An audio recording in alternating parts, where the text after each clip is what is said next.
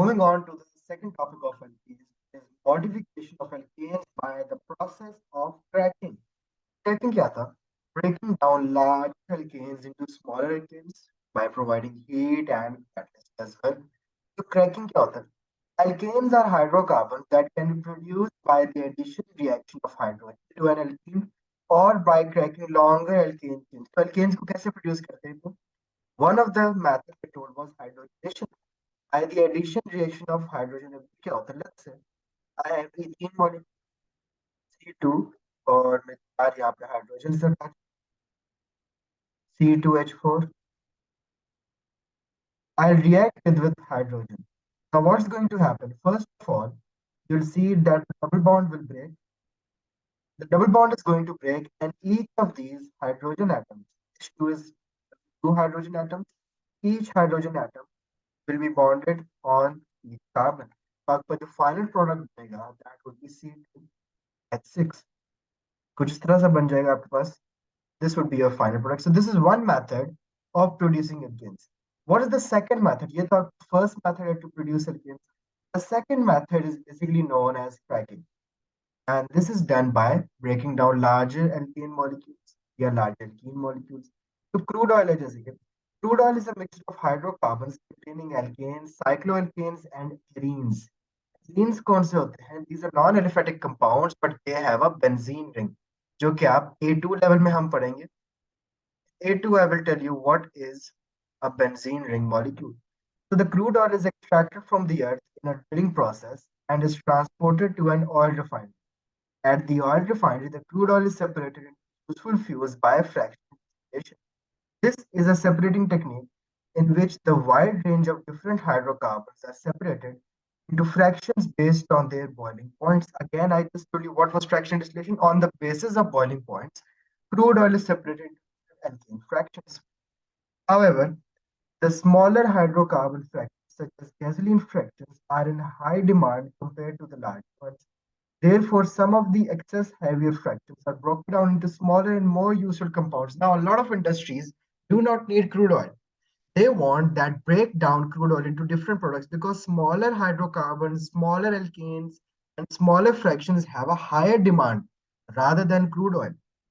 Smaller alkane chains, smaller hydrocarbons have a high demand and they are also very much useful. That is why it is compulsory and it is a high need, and due to a high supply chain demand, we have to break down large hydrocarbon and large alkanes into smaller hydrocarbons and smaller alkane molecules. These more useful compounds include alkanes and alkenes of a lower relative formula mass. For example, decane जो है, decane is C10H22. Now this has a very low demand. What has a high demand? Let's say propane has a very high demand. So this decane can be broken down into propane, which is C3H8. This process is basically known as cracking. So basically, a larger hydrocarbon molecule with the help of heat and catalyst can be cracked into alkanes such as petrol, alkenes, smaller alkenes such as propene, and smaller other alkenes such as ethene as well. लेकिन the only main जो हमारा reason है or the rationale behind breaking or cracking is converting large hydrocarbon molecules into smaller hydrocarbon molecules. The production of alkane from cracking. In cracking, these large, less useful hydrocarbon molecules found in crude oil are broken down into smaller, more useful molecules. The large hydrocarbon molecules are fed into a steel chamber and heated at a higher temperature. एक तो आपको heat चाहिए होती है, and then it is passed for an aluminium Al2O3 catalyst को हम alumina भी कहते हैं. So this is catalyst. That is why. So the catalyst and a higher temperature is required. Catalyst कौन सा? Aluminium oxide. And it all takes place inside a steel chamber. The chamber, this is made up of steel, and the chamber does not contain any oxygen to prevent combustion of the hydrocarbon to water and carbon dioxide. When a large hydrocarbon is cracked, a smaller alkane and one alkene molecules are formed. For example, octane and ethene are produced from decane. A decane molecule with C10H22 is broken down into octane, 8 carbon, क्योंकि octane is used as a high octane fuel. ये आपके पास fuel में high demand है इसकी. In cars, sports cars use high octane fuel for long distances. and a side product ethene is also produced. So यहाँ पे जो 10 carbons they are broken down into an 8 carbon product and a 2 carbon product. We have octane and ethene as products by using Al2O3 catalyst and heat temperature. The long hydrocarbons are cracked by heating them using aluminum oxide catalyst into smaller alkane and alkene. So this is the process of cracking. As a mixture of multiple different hydrocarbons, and that we can separate out these different hydrocarbons by the length of their carbon chains, using a process called fractional distillation. We also saw that the shortest hydrocarbons are the most flammable, and so they make the best fuels, whereas the longer chain hydrocarbons are thick, viscous liquids, which makes them comparatively less useful. So in today's video, we're going to look at how these longer, less useful hydrocarbons can be broken down into shorter, more flammable hydrocarbons, in a process we call cracking. Now, cracking is a thermal decomposition reaction. And if you think about that word, thermal means heating, and decomposition, or to decompose, means breaking down. So thermal decomposition means breaking down molecules by heating them. And there are actually two different methods you need to know about. One is catalytic cracking, and the other is steam cracking.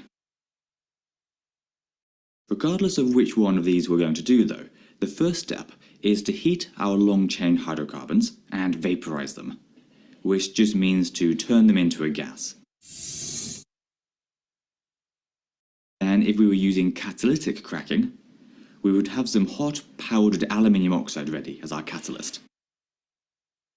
We'd then pass our hydrocarbon vapor over the powder, and as the long hydrocarbons come into contact with the catalyst, they'd split apart into two smaller hydrocarbons.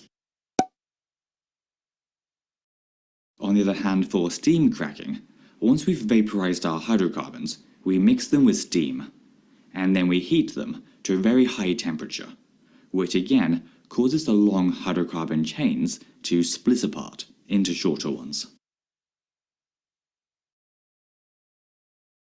Now, as well as knowing these different types of cracking, you also need to be able to write balanced chemical equations for the cracking of long-chain alkanes. The equation for this is that you take your long-chain alkane, for example decane, and it will go to form a shorter alkane molecule, like heptane, and an alkene, which in this case would be propene.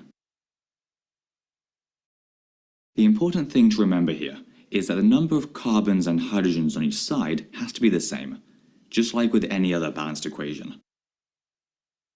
So as decane is 10 carbons long, and one of the products is heptane, which has 7 carbons, then our other product must have 3 carbons.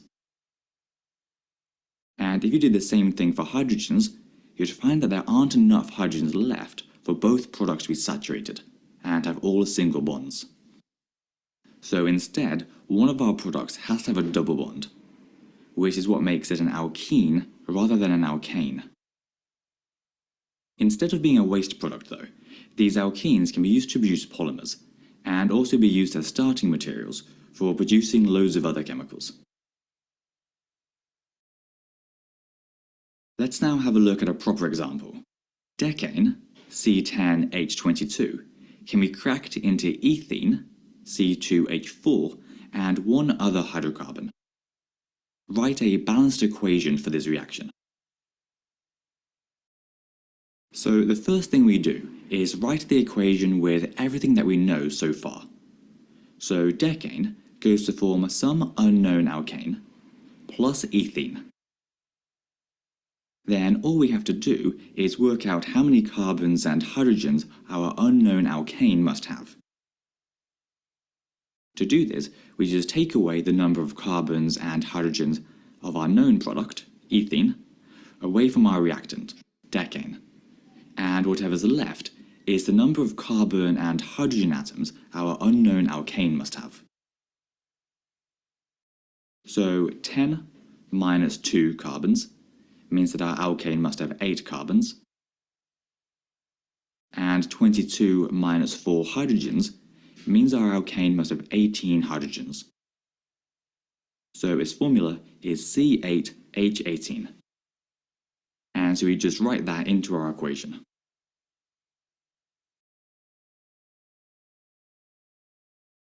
Now, before we finish, we just need to point out that alkenes are another example of a homologous series.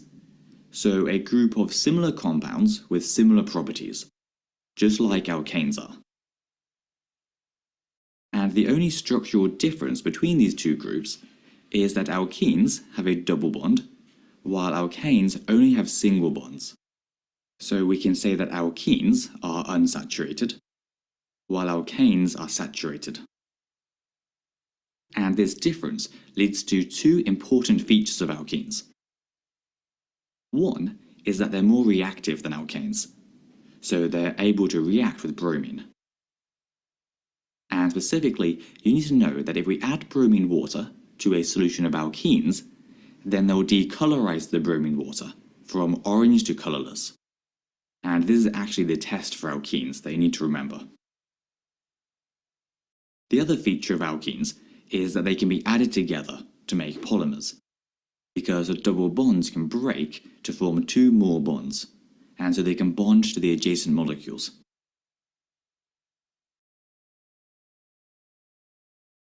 Anyway,